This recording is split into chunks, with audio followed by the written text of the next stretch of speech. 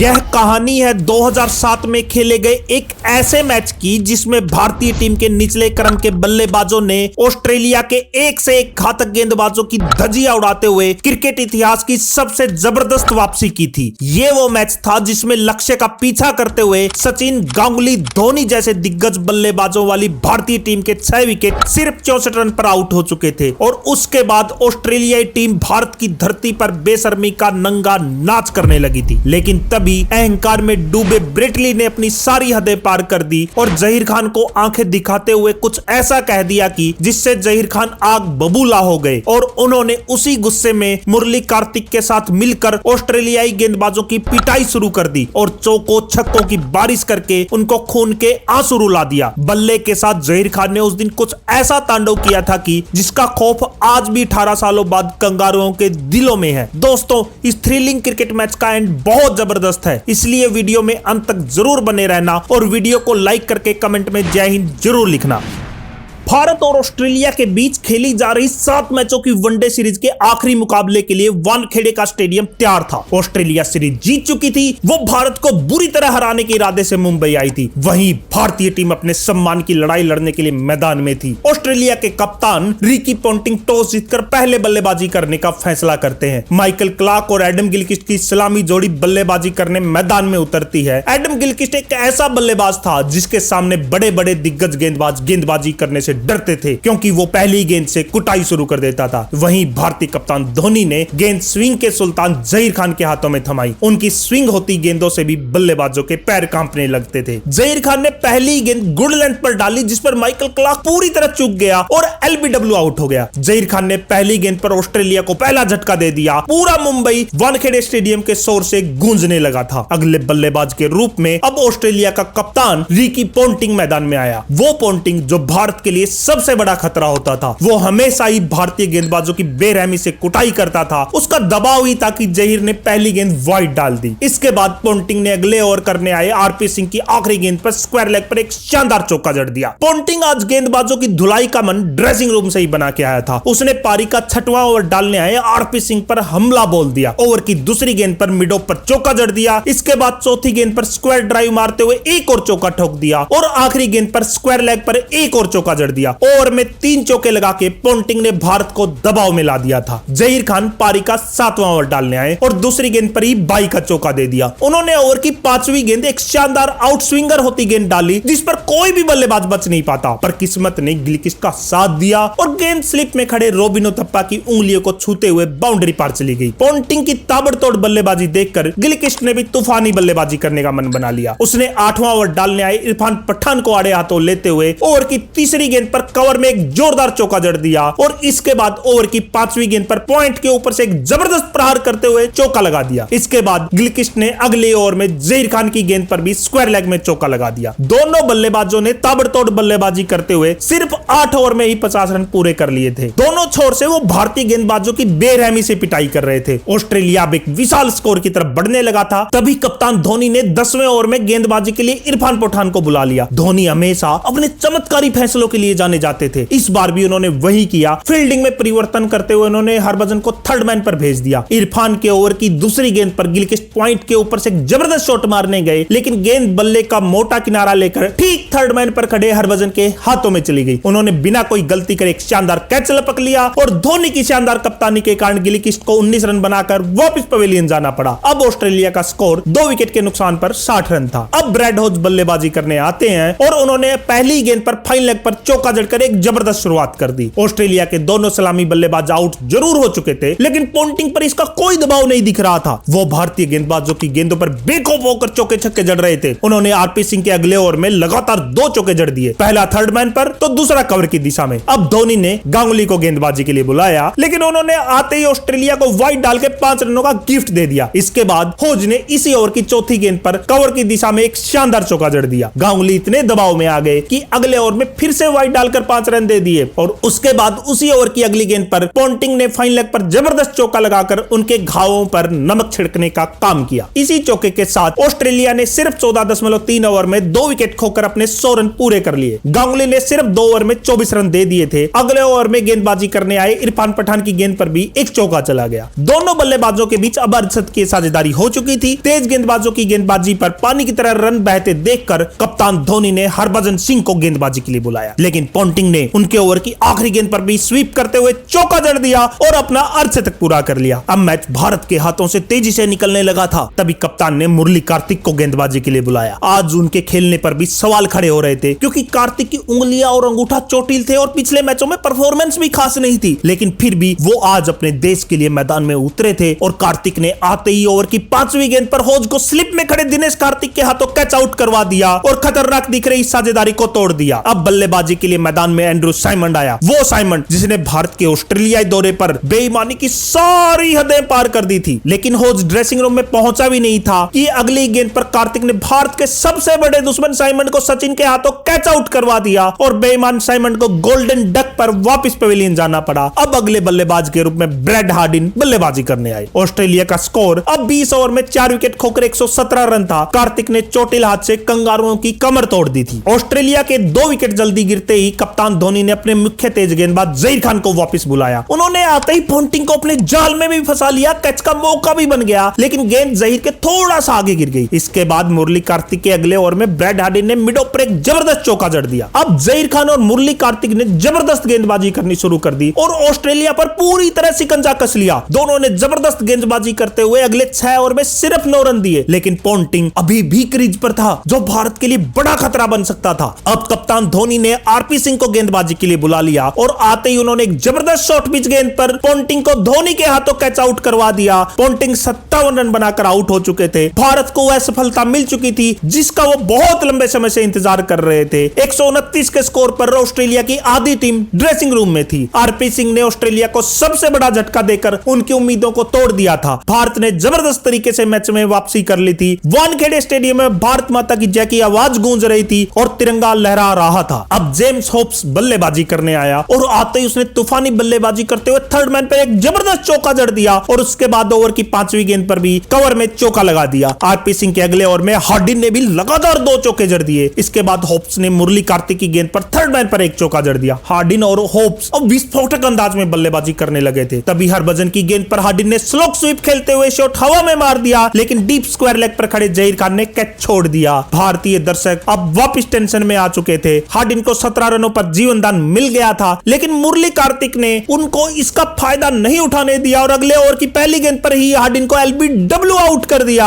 Hardin 19 run बनाकर out हो गए। ऑस्ट्रेलिया का स्कोर अब 31.1 ओवर में 6 विकेट के नुकसान पर 162 रन था, लेकिन कंगारू टीम के बारे में कहा जाता था कि ये वो टीम है जो ऐसी स्थिति से भी 300 रन बनाने का मादा रखती है, लेकिन शायद ये दिन मुरली कार्तिक का दिन था। अब ब्रैड हॉग बल्लेबाजी करने आया, लेकिन कार्तिक ने ओवर की चौथी गेंद पर हॉग को भी तप्पा के हाथों कैच आउट करवा दिया और ऑस्ट्रेलिया को 7वां झटका दे दिया। और इसके बाद कार्तिक ने अगली गेंद पर ब्रेटली को भी गली में खड़े आरपी सिंह के हाथों कैच आउट करवा दिया। कार्तिक ने एक ही ओवर में ऑस्ट्रेलिया के 3 विकेट लेकर उनके घमंड को चकनाचूर कर दिया था और उन्हें धूल चटा दी थी। कार्तिक अब हैट्रिक पर थे। बल्लेबाजी करने क्रीज पर मिचेल जॉनसन आए थे, लेकिन जॉनसन ने अगली गेंद को डिफेंड करके मुरली कार्तिक की हैट्रिक नहीं होने दी। इसके बाद जॉनसन ने कार्तिक के अगले ओवर में जबरदस्त चौका ठोक दिया, लेकिन कंगारुओं की पूरी उम्मीद तो अब जेम्स होप पर थी। वो एक छोर पर टिके रहे जिससे कम से कम ऑस्ट्रेलिया अब अपने 50 ओवर तो खेल सके, लेकिन अगले ओवर में मुरली कार्तिक ने होप्स को भी बोल्ड कर दिया और कंगारुओं की इस अंतिम उम्मीद को भी नेस्ताना बुद्ध कर दिया। अब ऑस्ट्रेलिया का स्कोर 35.5 ओवर में 9 विकेट खोकर 177 रन था। मुरली कार्तिक के तूफान से ऑस्ट्रेलिया की पूरी पारी ताश के पत्तों की तरफ बिखर चुकी थी। उन्होंने 10 ओवर में 27 रन देकर 6 विकेट चटकाए, जो उस समय वनडे में किसी भी भारतीय गेंदबाज का ऑस्ट्रेलिया के खिलाफ सर्वश्रेष्ठ बॉलिंग प्रदर्शन था। जिस गेंदबाज के टीम में चयन होने पर चारों तरफ से गालियां पड़ रही थी, उस गेंदबाज ने अपनी गेंदबाजी से सबके मुंह पर तमाचा जड़ दिया था। चोटिल होने के बावजूद कार्तिक ने अपनी फिरकी से ऑस्ट्रेलियाई बल्लेबाजों को नचा दिया था। अब अंतिम बल्लेबाज के रूप में नाथन ब्रेकन क्रीज पर आया, लेकिन जिस तरह दीपक बुझने से पहले फटफटाता है, उसी तरह जॉनसन ने हरभजन की गेंद पर लॉन्ग ऑफ पर एक छक्का जड़ दिया, जो इस मैच का पहला छक्का था। जॉनसन इतने से ही नहीं रुका, कदमों का इस्तेमाल करते हुए मिड विकेट पर भी एक चौका जड़ दिया। ऑस्ट्रेलिया का स्कोर अब 193 पर पहुंच चुका था, लेकिन आरपी सिंह ने अगले ओवर में ब्रेकन को हरभजन सिंह के हाथों कैच आउट करवा दिया। इस कैच को पकड़ने के बाद भज्जी का जश्न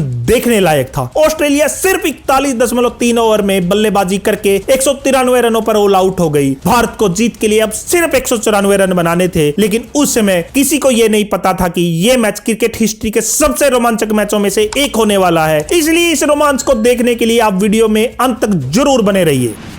भारत की पारी शुरू होती है और क्रिकेट इतिहास की सबसे महान ओपनिंग जोड़ी सचिन तेंदुलकर और सौरव गांगुली मैदान में बल्लेबाजी के लिए उतरते हैं और ऑस्ट्रेलिया के लिए गेंदबाजी की शुरुआत करते हैं दुनिया के सबसे खतरनाक और तेज गेंदबाज ब्रेटली ने पहली ही गेंद तेज आउट स्विंग डाली, जिसको गांगुली भी सिर्फ देखते ही रह गए। उनकी लहराती गेंदें आग उगल रही थी, जिसके चलते पहले ओवर में भारत सिर्फ 2 वाइड बॉल के कारण 2 रन ही अपने स्कोर बोर्ड में जोड़ पाया। अगले ओवर में मिचेल जॉनसन गेंदबाजी के लिए आए और सचिन ने उसकी गेंद पर एक शानदार शॉट खेलकर सिंगल ले लिया और साथ ही अपना खाता भी खोल लिया। अब गांगुली स्ट्राइक पर थे। जॉनसन ने ऑफ स्टंप पर एक बेहतरीन गेंद डाली, जो गांगुली के बल्ले का बाहरी किनारा लेकर गिलक्रिस्ट के हाथों में समा गई। जॉनसन ने गांगुली को बिना खाता खोले ही पवेलियन का रास्ता दिखा दिया। अब दिनेश कार्तिक बल्लेबाजी करने आते हैं, लेकिन अगले ओवर में जॉनसन ने फिर वही कहानी दोहराई और आउट स्विंग होती गेंद पर कार्तिक को गिलक्रिस्ट के हाथों कैच आउट करवा दिया। दिनेश कार्तिक भी बिना कोई रन बनाए आउट हो गए। मिचेल जॉनसन ने भारत को संकट में ला दिया था। जो लक्ष्य छोटा लग रहा था,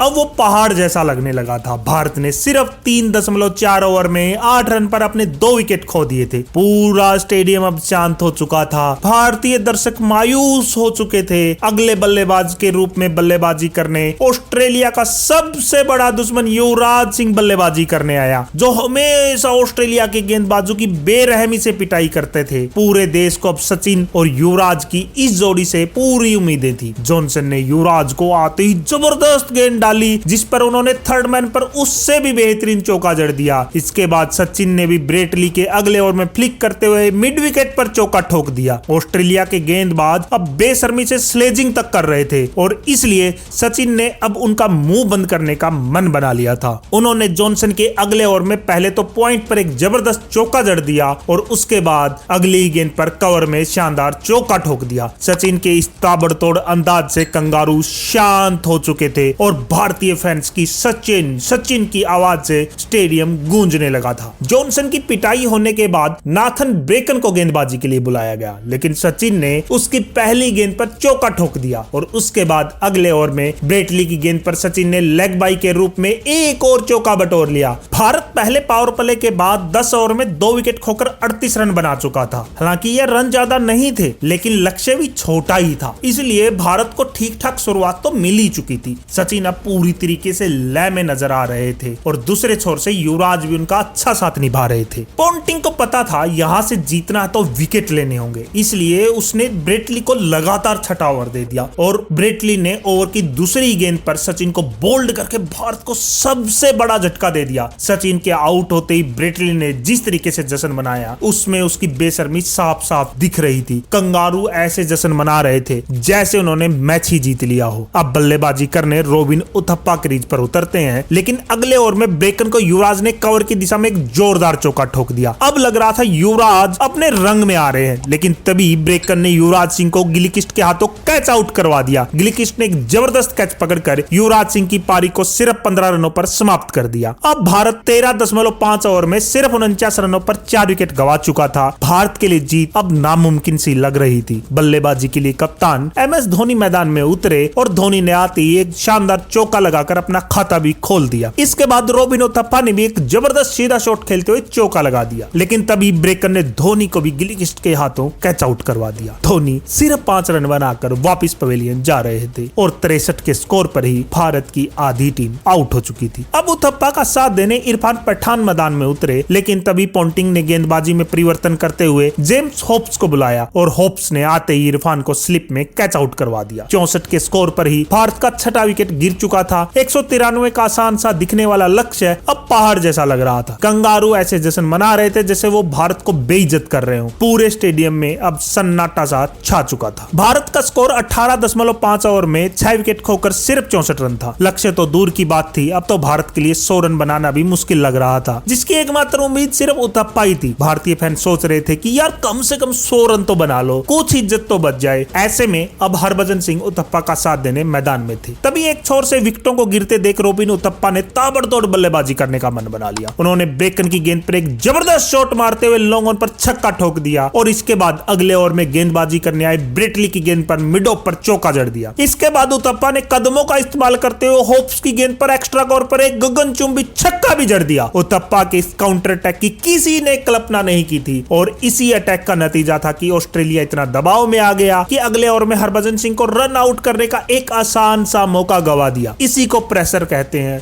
वर्ल्ड बेस्ट फील्डिंग साइड भी अब दबाव में गलतियां कर रही थी, लेकिन इस कुटाई से कंगारू बेशर्मी पर उतर आए और साइमन भज्जी के पास जाके स्लेजिंग करने लगा। लेकिन अगले ओवर में भज्जी ने ब्रेटली की गेंद पर एक शानदार चौका जड़ के उन्हें उनकी औकात दिखा दी। फास्ट बॉलर की कुटाई होने के बाद पोंटिंग ने ब्रेड होक को गेंदबाजी के लिए बुलाया। पोंटिंग को उम्मीद थी कि होक भी मुरली कार्तिक की तरह शायद कमाल कर दे, लेकिन उथप्पा ने एक बेहतरीन पेडल स्वीप खेलते हुए से चौका जड़ दिया और गेंद को बाउंड्री पार पहुंचा दिया और इस चौके के चलते भारत ने 100 रन भी पूरे कर लिए। अब भारत का स्कोर 27 ओवर के बाद 6 विकेट खोकर 106 रन था। भारत अभी भी जीत से 88 रन दूर था, जो ऑस्ट्रेलिया जैसी खतरनाक टीम के सामने आसान तो बिल्कुल नहीं था। रोबिन उथप्पा और हरभजन के बीच अब 50 रन से ज्यादा की साझेदारी हो चुकी थी। दोनों बल्लेबाज अब अपनी आंखें जमा चुके थे। भारत के दोनों बल्लेबाज ऑस्ट्रेलिया के जबड़े से मैच को वापस निकाल के लेके आ रहे थे, लेकिन तभी कप्तान पोंटिंग ने सबको चौंकाते हुए माइकल क्लार्क को गेंदबाजी के लिए बुलाया। लेकिन उथप्पा ने एक जबरदस्त कट शॉट खेल के गेंद को पॉइंट बाउंड्री के बाहर 4 रनों के लिए भेज दिया। उथप्पा 47 के स्कोर पर पहुंच चुके थे। सबको लग रहा था क्लार्क को ओवर देके पोंटिंग ने बड़ी गलती कर दी, लेकिन उसी ओवर में क्लार्क ने उथप्पा को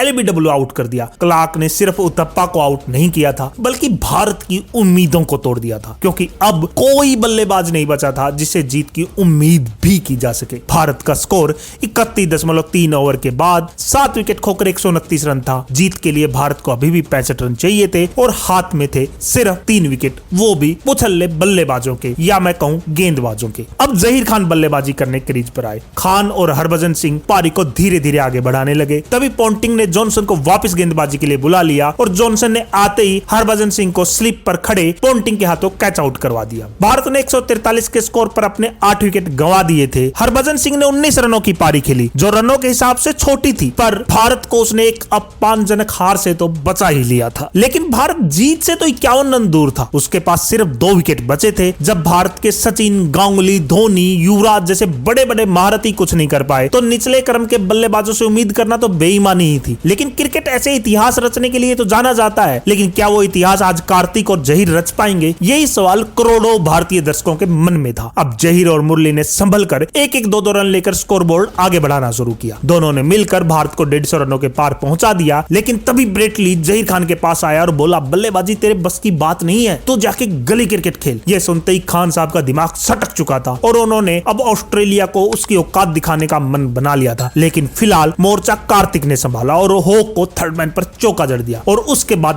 बदतमीज ब्रेटली को भी एक बेहतरीन खूबसूरत चौका लगा के कंगारुओं को औकात दिखा दी। अब 40 ओवर के बाद भारत का स्कोर 8 विकेट के नुकसान पर 167 रन हो चुका था। बचे हुए 10 ओवर में भारत को जीत के लिए सिर्फ 27 रन बनाने थे, लेकिन विकेट भी सिर्फ 2 ही हाथ में थे। और अब मोर्चा संभालते हैं जहीर खान। उन्होंने होक को एक शानदार कवर ड्राइव लगाते हुए चौका लगा दिया और उसके बाद गेंदबाजी करने आता है ब्रेटली, वही ब्रेटली जो जहीर से बदतमीजी कर रहा था। और अब जवाब देने की बारी खान साहब की थी और जहीर ने अपना जवाब उसे लॉन्ग ऑन के ऊपर से गगनचुंबी छक्का लगा के दिया। एक ऐसा छक्का जो ब्रेटली को जीवन भर याद रहेगा और उसे बताता रहेगा कि एक हिंदुस्तानी से पंगा लेने का अंजाम क्या होता है। अब भारत जीत से सिर्फ 16 रन दूर था और इसके बाद ब्रेकन के अगले ओवर में मुरली कार्तिक ने एक और चौका जड़ दिया, जिसे पकड़ने में स्लिप पर खड़ा पोंटिंग औंधे मुंह गिर गया। ऐसा लग रहा था जैसे कार्तिक ने मैदान पर उस बदतमीज पोंटिंग की नाक रगड़ दी हो। लेकिन ये वो ऑस्ट्रेलिया टीम थी जो अंत तक हार नहीं मानती थी। इसलिए पोंटिंग ने गेंदबाजी के लिए मिचेल जॉनसन को बुलाया और बल्लेबाजों के चारों ओर फील्डिंग का चक्रव्यूह रच दिया। लेकिन जहीर खान ने एक जबरदस्त चौका लगाते हुए अभिमन्यु बनके उस चक्रव्यूह को ध्वस्त कर दिया। भारत जीत से अब सिर्फ 3 रन दूर था। जहीर खान और कार्तिक ने मिलकर भारत को एक ऐसी जीत के बिल्कुल करीब ला दिया था जिसकी उम्मीद किसी को नहीं थी। लेकिन काम अभी बाकी था, क्योंकि कहते हैं इतिहास उन्हीं कहानियों को याद रखता है जो जीत के लिए लिखी गई हो। हारे हुए व्यक्ति भी इतिहास में दफन हो जाते हैं। लेकिन तभी मुरली कार्तिक ने लेग बाई का एक चौका लगा के भारत को एक ऐतिहासिक जीत दिला दी। भारत ने 1998 के बाद पहली बार ऑस्ट्रेलिया के खिलाफ चेस करते हुए मैच जीता था। वो जीत जिसके जख्म 19 साल बाद आज भी ऑस्ट्रेलिया के दिलों में है। इस रोमांचक मैच में भारत ने सिर्फ मैच नहीं जीता था, बल्कि ऑस्ट्रेलिया के अहंकार को भी चकनाचूर कर दिया था और उनके बेशरम खिलाड़ियों को उनकी औकात दिखा दी थी। मुरली कार्तिक अपनी शानदार गेंदबाजी और जबरदस्त बल्लेबाजी के चलते मैन ऑफ द मैच बने। उन्होंने 6 विकेट के साथ साथ 21 रनों की नाबाद पारी भी खेली। दोस्तों, आपके हिसाब से इस मैच का हीरो कौन था? कमेंट में बताइए और हाँ, वीडियो को लाइक करके चैनल को सब्सक्राइब जरूर करिए, क्योंकि अगला वीडियो इससे भी जबरदस्त होगा।